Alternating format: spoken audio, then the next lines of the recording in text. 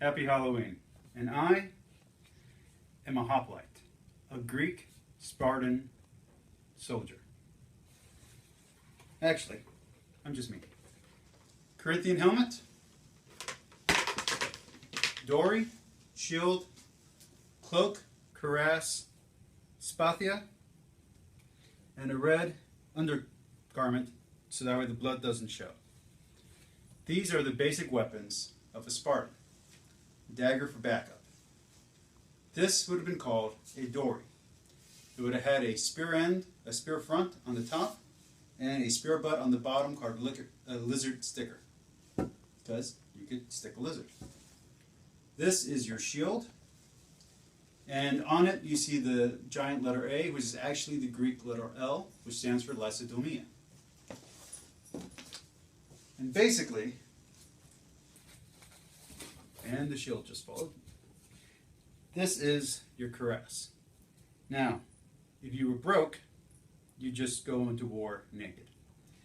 If you had some cash, you'd have more armor. And the armor basically went based not on money, but here you're talking about your honor and your glory that you've won in war. The more glory, the more armor you're afforded. So veterans had the best armor, frontline soldiers had the least. You have your greaves. If you had a lot of cash, you'd have vambraces, or a lot of glory in this case. Your dory. And this is your cloak. The cloak would have a hood that would go over and it would protect you from rain and when it was cold. And then you have your crest. Officers would have this way, generals this way. I might have that backwards. And basically, this is what a Spartan would look like.